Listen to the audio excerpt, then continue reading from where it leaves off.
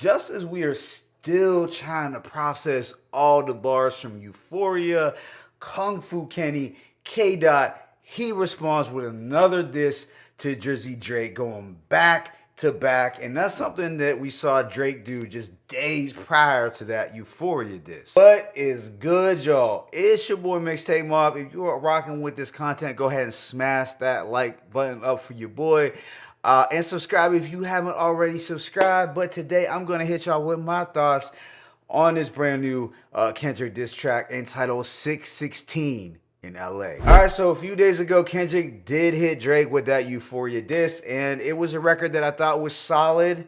You know, it was dope, but one that I didn't love nearly as much as some folks. Sure, it was pretty lyrical, and he did respond and essentially do what he had to do, but sonically, I did not enjoy Euphoria as much as Push-Ups. I gotta keep it a buck. Getting right into this new record, 616 in LA. It is a timestamp and location track, which instantly makes it clever in that, you know, that's what Drake is known for. Also, the title itself has multiple meanings and entendres. Now, I'm not gonna go into them all here, but I will give Kendrick his props for being very surgical and precise and kind of putting all that thought in detail into the title, but I'm not too into that. Some people ate that up, but I'm more focused on the track. And let me just get right into the production, because I feel that's a huge part of diss tracks. If the production isn't hitting,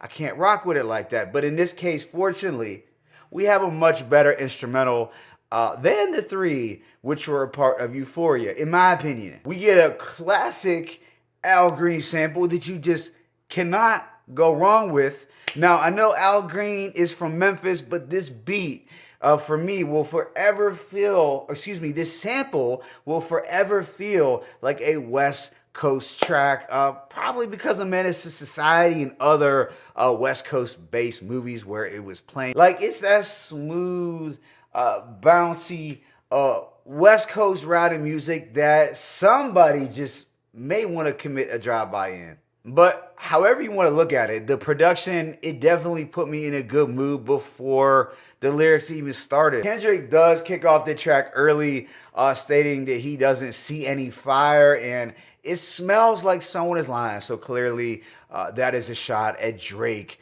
not responding yet. I mean, Kendrick, you did the same thing, but I get it. Kendrick says, trifecta, money, morals, and culture, that's my leisure. So he's basically summarizing what he feels he means to the culture. You know, he's saying that he can make the money, yet still have the morals and principles, and he can still do the cultural art component, unlike a certain person. I found the first verse, or the first part of the track, to not have many direct jabs at Drake. So I could understand why some folks may not like the first part of this song, but it is on what we could call as the second verse, where he does take those direct shots at Drake, and even DJ Academics catches a stray with, yeah, somebody's lying. I can see the vibes on Ack. Even he looking compromised. Now let's peel the layers back. But I'm not even sure if Academics is compromised or if he's just so biased for Drake. Like, I don't think he actually likes Kendrick's music. I don't know if that makes him compromised. However, the following bars are hard-hitting, and it is here where he drops a line suggesting that Drake's OVO camp may have betrayed him somehow. You know, there's not much evidence to support it, but it does sound like crazy. He says, have you ever thought that OVO is working for me? Fake bully. I hate bullies. You must be a terrible person. Everyone inside your team is whispering that you deserve it. Can't Tootsie slide up out of this one. It's just going to resurface. So he continues to chip away at Drake's character, calling him a bully and basically a bad person in general, which is something he also did on Euphoria. But that Tootsie slide line was fire. I can't front. That's definitely a good quotable from this diss track. K. Dot is also alleging that Drake put some money out in the streets to find some dirt on Kendrick. He said, every dog gotta have his day, not living your purpose. It was fun till you start putting money out in the streets, then lost money because they came back with no receipts. So I don't know if exposing that will have any lasting negative impact on Drake, but it is something that's not good news for Drake. I mean, if true, it does kind of paint him as this Donald Trump-like figure that's just gonna spread money around to try to find dirt on someone. On the remaining part of this diss, Kendrick is basically approaching Drake like this big homie figure or a mentor, but it's done in a real condescending way. When he says, if you were street smart, then you would have caught that your entourage is only to hustle you. 100 dudes that got you on salary and 20 of them want you as a casualty and one of them is actually next to you. And this indicates that Drake is somehow this clueless guy that's in way over his head and he doesn't know how to navigate through the music biz or the treacherous streets. It's just another way for Kendrick to try to say that Drake isn't street and that he lacks that street IQ that only someone who was authentically from Compton would have, not some guy from Canada. Kendrick closes out this track with more lines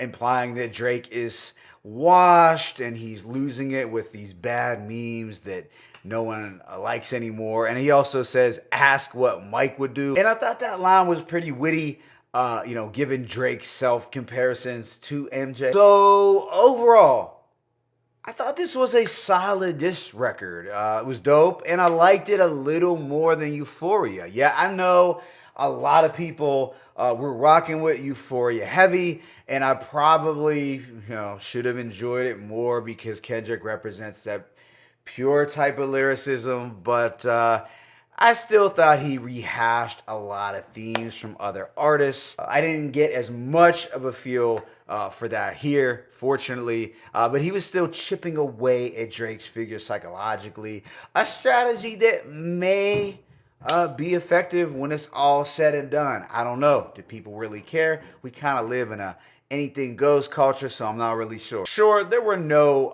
body bag blows from Kendrick, but more of a continuation of that surgical assassination of Drake's character. The jabs weren't so biting on a surface level, but he was suggesting that Drake's karma has finally came, and that Drake is just a sad bully, who needs streetwise help that only Kendrick could offer him, since he can't trust the snakes in his own crew. At the end of the day, it is a solid approach, but I thought the track was doper than Euphoria. The beat instantly put me in a good mood for the track before I heard him rapping, and that just shows the importance of having a good production on diss records. And Kendrick is not gonna miss over a soulful beat such as this that kind of embodies that classic West Coast feel. Prior to today, this morning, I had given this slight edge to Drake, but now I'm gonna say, due to this song, that Kendrick, he's up. Definitely I'm not gonna count Drake out, but I do feel it does put quite a bit of pressure on him to come with some serious heat. I mean, he definitely has to go at Kendrick hard. Even harder than push-ups. But let me know your thoughts in the comment section. It's your boy Mixtape Muff. I'm signing out. As always, is peace and blessings. One.